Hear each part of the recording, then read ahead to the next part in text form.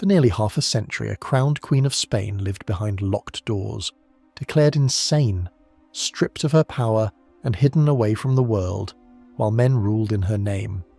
But was Joanna of Castile truly mad, or was she simply inconvenient?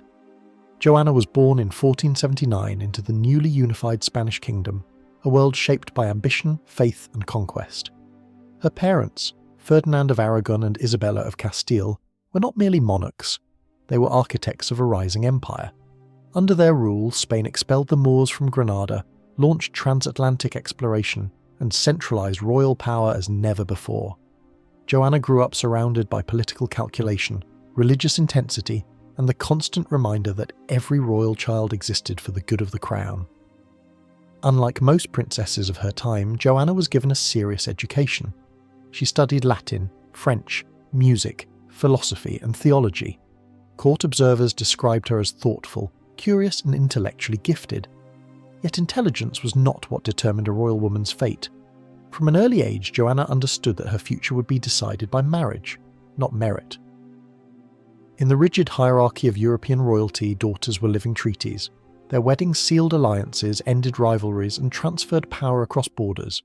For Joanna, that alliance lay with the Habsburg dynasty, one of the most influential families in Europe.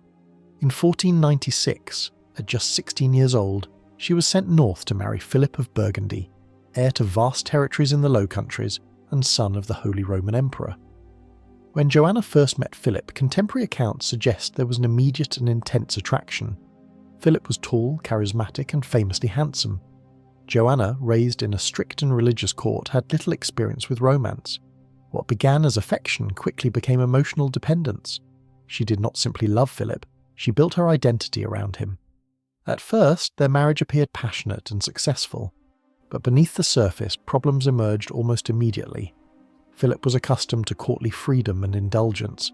He flirted openly, kept mistresses, and treated fidelity as optional. Joanna, by contrast, believed in total devotion. Each betrayal wounded her deeply. Witnesses recorded scenes of public confrontation.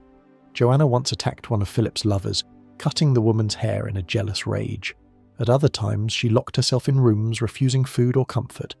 The Burgundian court began whispering about her emotional outbursts. What many ignored was the environment that fueled them. A teenage girl isolated in a foreign land, bound to a husband who repeatedly humiliated her. Despite the instability, Joanna fulfilled her royal duty. She became pregnant repeatedly, giving birth to 6 children in quick succession. Motherhood did not soften the tension between her and Philip. If anything, it increased her vulnerability. Each pregnancy left her physically weaker while Philip's affairs continued without restraint. Gradually, a reputation began to form around Joanna. Courtiers described her as overly passionate, unstable, even dangerous. The label of emotional excess followed her everywhere. In a society where men's infidelity was normal, but women's jealousy was scandalous, Joanna's reactions were judged harshly. Her pain was not seen as understandable. It was framed as evidence of disorder. Yet for years, her life remained largely personal tragedy rather than political crisis. If stories like this are your thing, hit subscribe as there's a lot more coming. Now back to the video. Joanna's emotions, once confined to private moments within her marriage, now followed her openly through the Burgundian court. Where other royal women learned to suffer quietly, Joanna did not hide her pain. She confronted Philip when she discovered new affairs. She wept openly when he humiliated her. She refused to accept betrayal as the normal price of royal marriage. In a world built on silence and obedience, this made her stand out. At first, courtiers viewed her behaviour as tragic but understandable. Yet tragedy, when observed long enough, turns into spectacle. Servants whispered behind tapestries. Noblewomen exchanged stories during dinners. Each retelling sharpened the drama. Joanna was no longer described as heartbroken. She was described as excessive. Foreign ambassadors soon carried these rumours back to their courts. Letters travelled across Europe speaking of the Spanish princess, who could not control her emotions, who clung too tightly to her husband, who caused scenes unfit for a queen. Philip quickly realised what these stories could do for him. Rather than deny them, he began shaping them. When Joanna confronted him in anger, he ensured witnesses were nearby. When she collapsed in tears, he allowed the moment to be observed. Slowly, deliberately, he transformed personal conflict into public evidence. To his advisors, he expressed worry that her jealousy was becoming dangerous. To visiting nobles, he spoke of sleepless nights spent calming her. To foreign envoys, he hinted that her behaviour bordered on madness. The language changed first. Jealous became unstable. Grief became hysteria. Love became obsession. And once those words took hold, the court began treating Joanna differently. Conversations ended when she entered rooms. Servants avoided eye contact. Friends grew distant. Philip explained these changes as concern for her well-being, claiming that too much excitement might worsen her condition. Soon, he began limiting her movements, deciding when she could appear in public and when she should remain in her chambers. He intercepted letters meant for her parents in Spain. He controlled who was allowed to visit. Every restriction was justified as protection. In truth, Joanna was being quietly imprisoned while still walking freely. The more she protested this treatment, the more it seemed to confirm the image being built around her. When she demanded answers, she was accused of emotional outbursts. When she resisted isolation, she was described as unwell. There was no response left to her that did not strengthen the narrative. Madness, once whispered, had become assumed. As deaths in the royal family pushed Joanna closer to the throne of Castile, her emotional struggles suddenly became highly convenient to those who desired power. What had once been dismissed as marital drama would soon be transformed into a narrative of madness. Through her, Spain and Burgundy were bound together, and whoever controlled Joanna controlled that alliance. Philip increasingly ruled in her name, presenting himself not just as husband but as guardian. Documents requiring Joanna's authority were brought first to Philip. Court officials consulted him rather than her. Decisions were made without her presence, then delivered as completed facts. Joanna remained the rightful ruler, but power was already slipping from her hands. The court began addressing Philip as if leadership already belonged to him. His influence expanded while hers quietly disappeared, and each step of this takeover was justified by the same explanation. The Duchess was not well enough to govern. Rumours continued to darken. Some claimed she spied on Philip constantly. Others whispered that she spoke irrationally, that she could not sleep, that her emotions were uncontrollable. None of it was ever formally proven. It didn't need to be. Once a royal court accepts a story, it becomes reality. Yet beneath the gossip and political manoeuvring, Joanna's suffering remained painfully human. She was a young woman isolated in a foreign land, betrayed by the man she loved, separated from her family, and stripped of influence over her own life.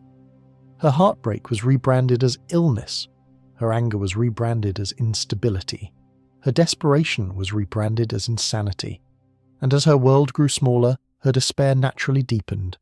Each lonely day strengthened the very behaviour others pointed to as proof of madness. The isolation created the breakdown, and the breakdown justified more isolation. It was a trap with no escape. Philip no longer attempted to stop the rumours. In fact, he relied on them. The image of an unstable wife gave him freedom, authority and sympathy. It allowed him to rule while appearing to sacrifice himself for a woman who could not rule herself. By the time Joanna understood how completely the narrative had turned against her, it was already too late.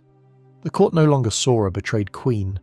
They saw a fragile woman who needed to be controlled, and soon a sudden death would push that control into something far darker, transforming whispered madness into lifelong captivity. Then, without warning, Philip fell violently ill. He was only 28 years old, strong, active, and constantly surrounded by physicians. There had been no sign that death was approaching. Yet within days, his condition worsened rapidly. Fever burned through him, his body weakened, and just as suddenly as the illness had begun, Philip of Burgundy was dead. The court was stunned. Whispers spread immediately. Some believed it was typhoid, others suspected poison. In royal Europe, sudden deaths were rarely accepted as natural, but no investigation ever produced clear answers. For Joanna, the world collapsed. Whatever betrayal had existed between them disappeared in an instant. What remained was raw, overwhelming grief. She clung to Philip's body, refusing to accept that he was gone. Witnesses described her screaming, weeping, begging for him to wake. The woman already labelled unstable was now consumed by loss. As preparations began for Philip's burial, Joanna refused to let him be placed in the ground. She insisted his body remain with her, claiming she could not bear separation. Against the court's wishes, she ordered that his coffin be carried with her as she travelled across Castile. What followed would become one of the strangest funeral journeys in European history. For months, Joanna moved slowly through towns and countryside, accompanied by Philip's embalmed corpse. She demanded that the coffin be opened repeatedly so she could look upon his face. Each time, she checked that no other woman had touched him. Each time she wept as if the death were fresh. She often travelled only at night, refusing to allow women near the coffin, convinced that someone might try to steal his body from her. Churches were forced to reopen in darkness so the procession could rest inside. To some observers, it was heartbreaking. To others, horrifying. Stories spread quickly across Spain. The Queen wandering endlessly with her dead husband, the woman who would not let go of a corpse, the grieving widow who slept beside a coffin. The rumours of madness exploded into certainty. What few understood was the position Joanna now stood in. Philip's death left her not only a widow, but the rightful ruler of Castile. Power, which had slowly been slipping from her grasp, should have fully transferred to her hands. Instead, her grief made her vulnerable. Her father, Ferdinand of Aragon, quickly stepped forward. Publicly, he expressed concern for his daughter's health. Privately, he recognised opportunity. A queen seen as unstable could be replaced by a king who ruled in her name. Ferdinand declared that Joanna was unfit to govern. Using the funeral journey as proof, he announced that her mind had finally broken. The strange processions, the refusal to bury Philip, the emotional collapse, all were presented not as grief, but as undeniable insanity, and many believed him. Exhausted, heartbroken and isolated, Joanna had little strength to resist. Surrounded by men who claimed to act in her best interest, she was quietly removed from power. Soon after, Ferdinand ordered her confined to a fortress convent in Tordesillas. The gates closed behind her. Joanna was still Queen of Castile, but she would never rule. The strange funeral procession ended. Philip was finally buried, and Joanna was left alone within cold stone walls, separated from her children, cut off from the world, and declared mad by those who now governed in her place. What was meant to be a period of recovery soon became something far more permanent. Days turned into months, months into years, years into decades. And as rulers changed above her, Joanna remained locked away, a living queen erased from power. Her imprisonment would last 46 years, longer than most kings ever ruled, longer than many people lived. And as the world outside moved forward, Joanna of Castile slowly vanished into history, remembered not as a betrayed woman or rightful queen, but as the mad monarch who walked with the dead. Yet the question still lingered.